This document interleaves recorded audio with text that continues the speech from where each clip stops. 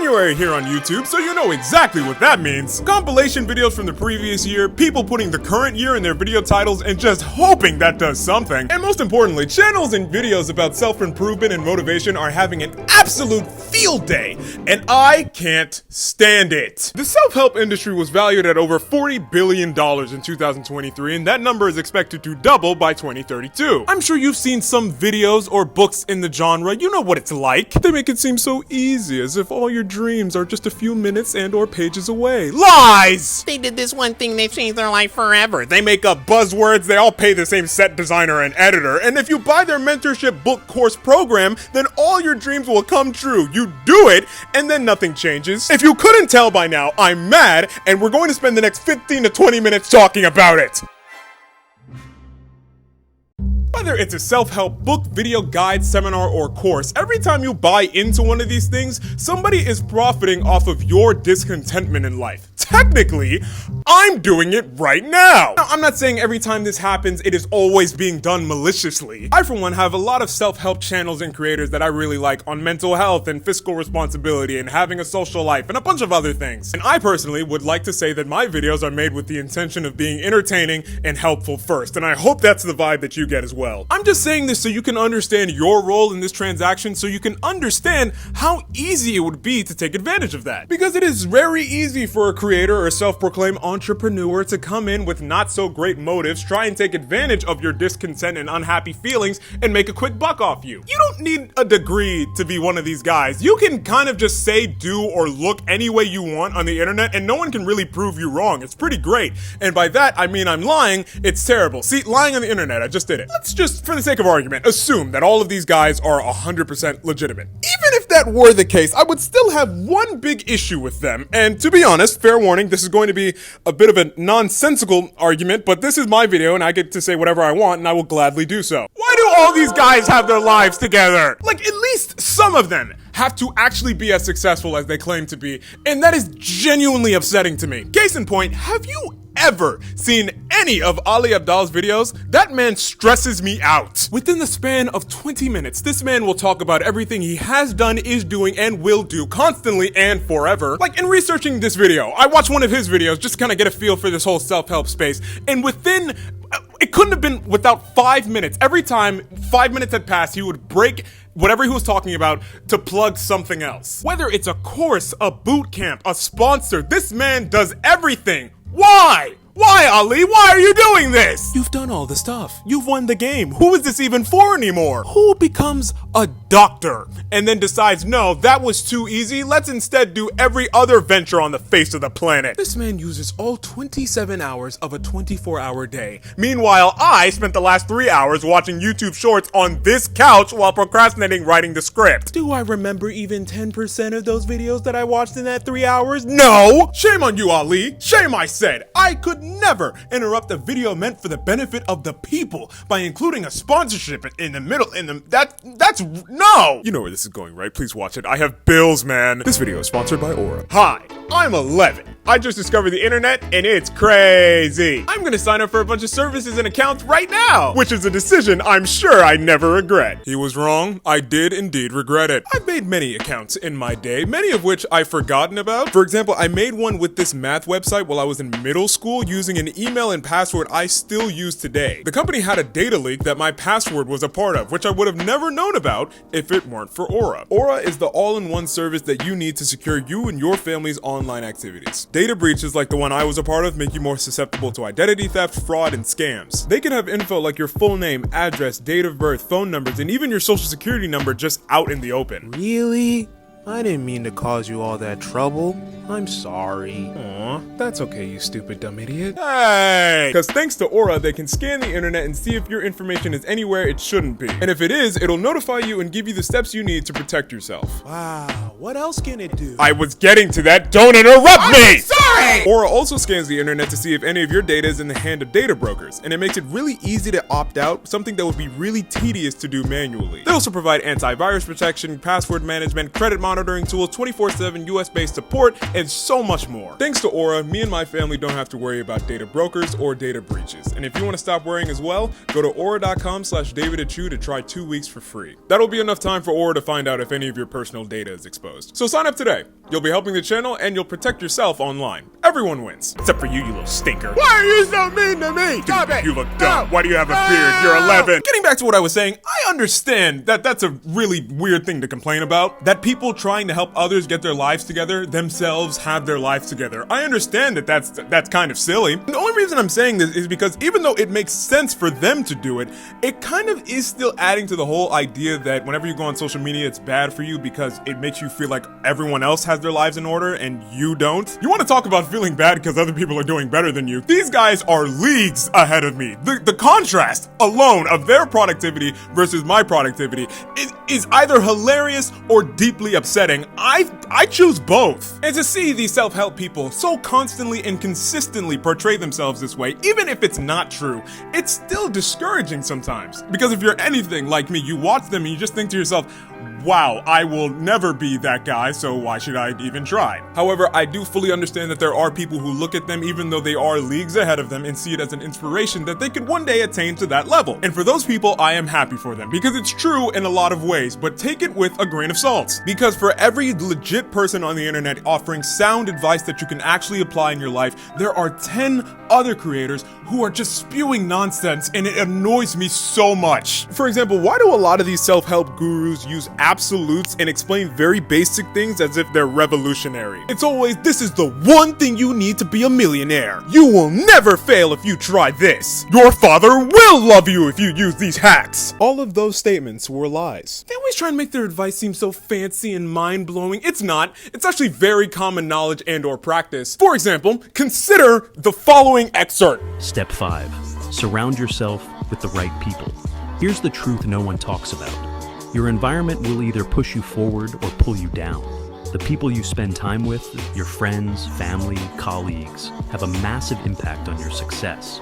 The secret that nobody talks about is that the people you surround yourself with will have an impact on the person you become.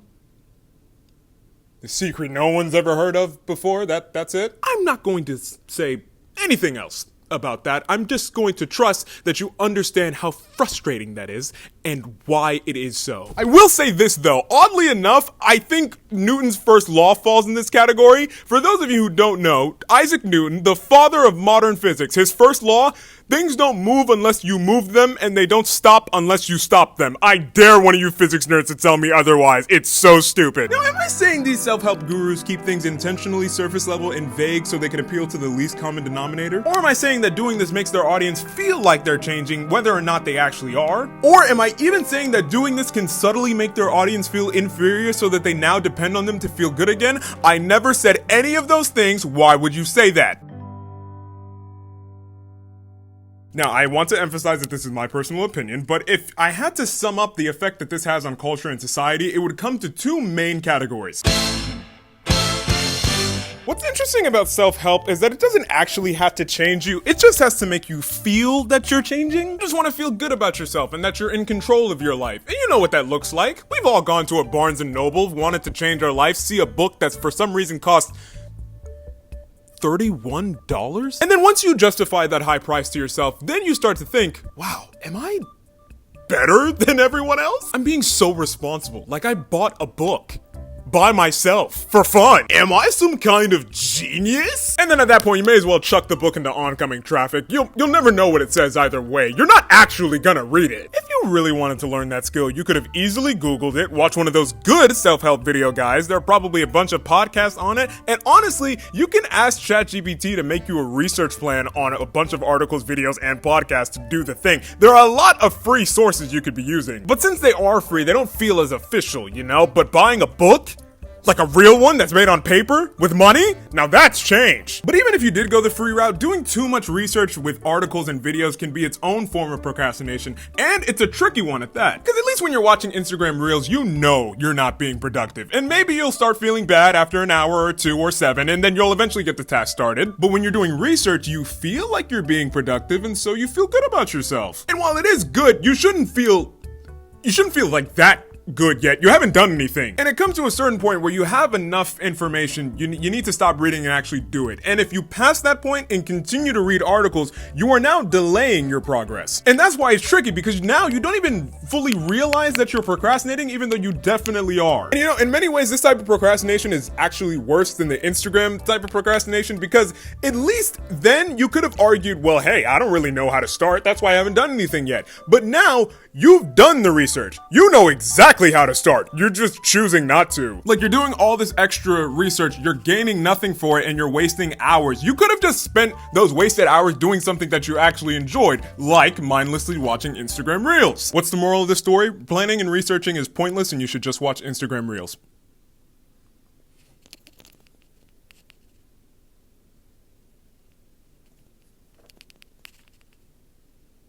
Yep, that'll do it. You know, like, I was gonna do a joke where I like put in the yeah sound, yeah, that sound. I think it might be funnier if I just leave the thing. I think editing me might leave that in. That would be really. The fact of the matter is, doing the thing is scary. It makes you feel untalented and stupid and slow, and no matter what amount of research you do, you can never fully get rid of this feeling. But hey, watch another video on time management. Listen to your motivation playlist again. Buy a third planner. I'm sure that doing all of these things will definitely help us achieve our goals and make us happier in the long run.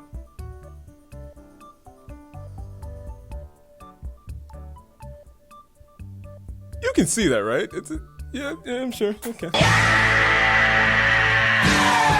The contrast between motivational and self-help content intended for men and women should be studied, because it is so interesting. I did a tad bit of research for this subject, so I'm happy to report my observations. I saw that the content typically intended for the female audience is colorful, known for its variety of planners and stationery. They focus on a hope for a better future, being what's known as an it girl, and for some reason, all their thumbnails follow the same theme of fitting an entire camera roll worth of photos into one frame. Now, I personally find it to be a bit vague and overly optimistic, but I am charmed at the joy that this seems to instill in these women. Even if the joy is as short-lived as the goals themselves, it's still nice.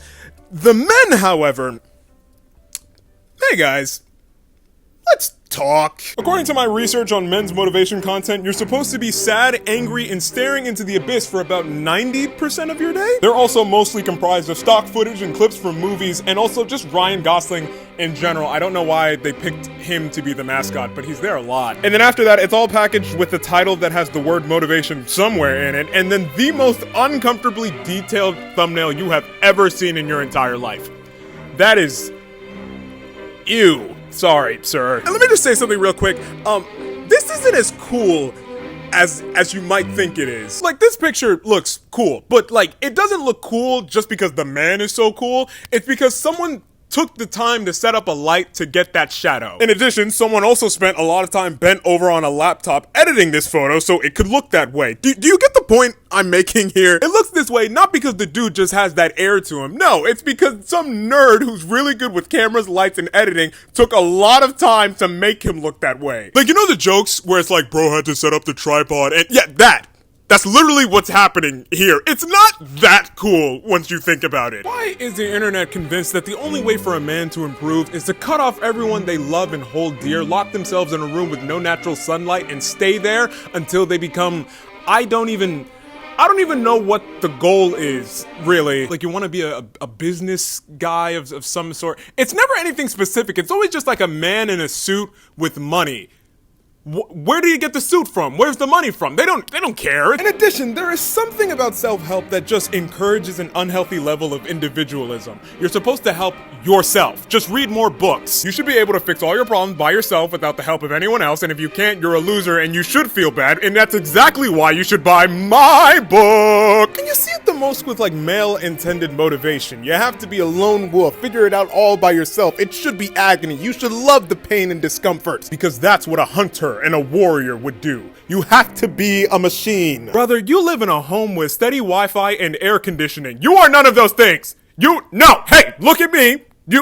No! What honor and nobility do you think you are gaining by cutting off the outside world and pushing away everyone who loves you? What trophies do you earn? What accolades have you achieved? Why are you even doing this? Because some guy took an AI voice mixed together with clips of movies made 20 years ago and told you that you should do it? That is the corniest thing I have ever heard. And you're supposed to be a warrior? Your favorite movie is WALL-E. But I'm not gonna fully bash these videos because if you look at the guys they use as examples in these motivational videos, they are far more driven than I am. They all have more money and more worldly accomplishments than I will ever have, and I think it's only fair and necessary to acknowledge at least that. But with that being said, I'm still hypercritical of these videos because I don't love the mindset that they encourage. The idea that you're so much better than the average person and the only thing stopping you from succeeding is your hard work. Everyone else in your life is a distraction because they will never understand this enlightened path you have chosen to take. I think when you take this to extremes, this type of thinking only leads to narcissism and thinking that you're more important and self-sufficient than you actually are. Because you do not, by yourself, have everything you need to succeed. If you read books, watch videos, consult professionals, that is you admitting that you need the help of other people if you want to improve and get better. You don't just innately have the know-how. You have to learn just like everybody else. Therefore, you are not just so much smarter than everyone else. Also, you can work really hard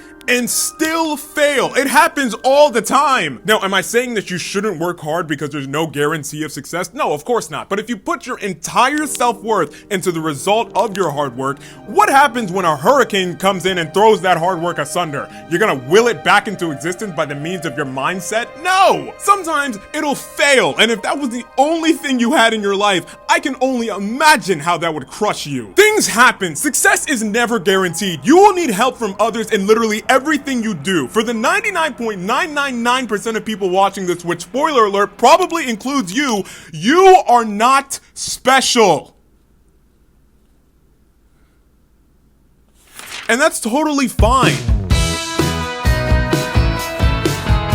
Again, the following is my personal opinions and feelings and experiences on this topic. If none of this works for you, that's totally okay. There are multiple valid ways to approach this. Something I read on Reddit that I think is true for this topic is that it's difficult to make conscious change because your brain has so many subconscious programs. It's one thing to know that you have to change. That's the easy part. But training your brain to actually adopt the change is an uphill battle because it's so used to just turning off and doing the default option. For example, have you ever found yourself using Instagram for hours and then you try and be a responsible adult and then you leave the app and then within literally 10 seconds you open the app again? I don't even think about it when it happens. It just happens. It is a subconscious process that I have to consciously force myself out of. And honestly, I don't always succeed. I have been on Instagram so many times while making this video. So whenever I'm trying to make a really big change, I have to have a really good reason and it needs to be as frictionless as possible when compared to my current programs. This is why a lot of the time when I set a goal, I don't have a specific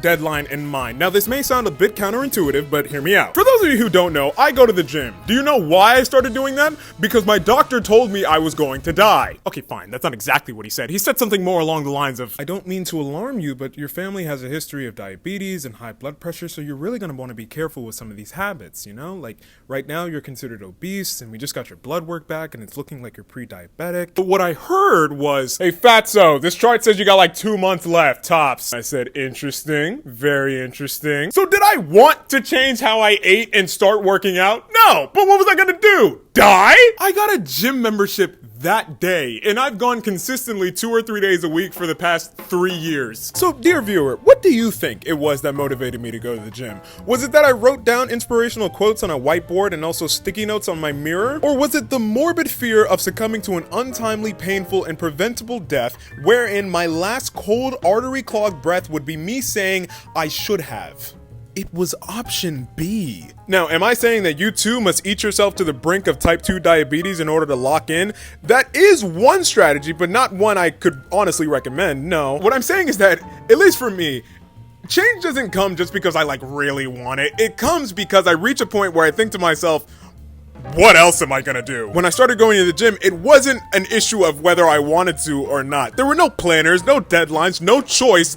I don't have a choice. We're going. Yeah, so maybe I missed a day or messed up in some other way. Who cares? We can't stop doing it. We keep going. Also, again, in my experience, a goal for me only works when I don't feel that I'm trying to change the world overnight. I have to accept that this is going to be an imperfect process. I'm going to miss days. I'm going to make rookie mistakes for weeks at a time that is going to delay my progress. It's not going to be fun.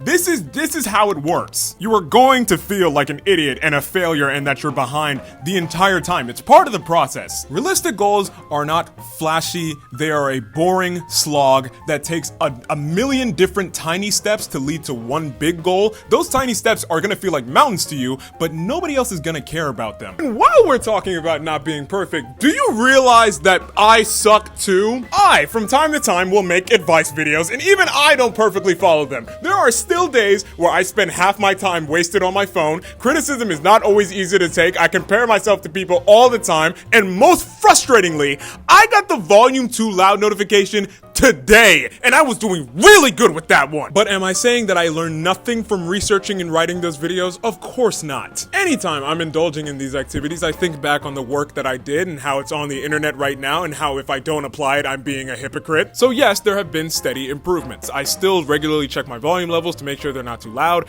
I journal so that I can take criticism better and stop comparing as much. And I'm happy to report that as far as the phone thing goes, incidents have gone down from happening 19 days a month to about 13 days a month, which if you haven't noticed, is a smaller number. I'm just saying this so you don't think that I'm perfect and that I have my life in order. No. Oh, no. That's part of the reason why I try and keep these videos a little bit relatable and also as chaotic as humanly possible. I think there's something really funny about the juxtaposition of making well thought out and nuanced arguments while using big people's smart words such as nuanced and juxtaposition, all the while contrasting it with filming on a green screen held together by paint cans, a bed with no sheets, my mother's weirdly fancy couch, and other miscellaneous areas that make guest appearances every now and then, and of course, an unexplained hole in the wall. Stop asking me in the comments. I will never tell you how this happened. Never! And that's honestly how I get like 90% of these video ideas. Like, I'll see a bad habit in myself, or I'll see a bad habit in somebody else that I can somewhat relate to, and then this will give me an excuse to research it for like a week. It is definitely not because I have mastered these subjects and I feel that I am qualified to teach it to others. You should view me less as a teacher in this scenario and more as a 7th grader giving a book report. I'm simply sharing some things that I found and liked with my fellow 7th graders. And also during the question and answer section, if you ask me something even a little bit out of the scope of my research, I will panic. Real quick, addressing the whole male loneliness, move in the shadows, lock yourself in a basement for 7 months until you emerge looking like handsome Squidward. Let's talk about that for a second. While I do think it's important to have a level of privacy in your life, and there are definitely times where you do have to sit down and lock in, consider this. One of my biggest not going to kill me fears is an empty photo album. I hate the thought that I could very easily spend all my time alone, and then one day I'll be 50 and want to reminisce on old memories, but I can't because I never took pictures of anything, because I never had a reason to take pictures of anything, because I didn't spend time with anyone. Whether it was because I thought I was too good or too bad to have friends, whatever the reason, I don't want to be that. I don't want to look back on myself and have nothing, no reason for pictures, no memories with people I loved. That's just sad. Career goals and personal achievements are important in life, but they're not the only thing in life. And doing that, sure, you may have a lot of accolades, achievements, and be able to buy a bunch of cool things, but a bunch of pictures of trophies is a really boring photo album. Self-improvement is a good thing. There is a certain pride in being able to look at a to-do list with every item checked off and to look at oneself in the mirror and say, I didn't waste the whole day watching Instagram Reels. What a lovely feeling that is. We're all lacking in some way, and as long as we're trying to do something to improve that lack, we're doing something right. And also, I enjoy making these videos, and I'm definitely not gonna stop doing it, but please remember, I'm not an expert in anything I say. I'm just a curious 7th grader. Do we like these new glasses? I think they're cool.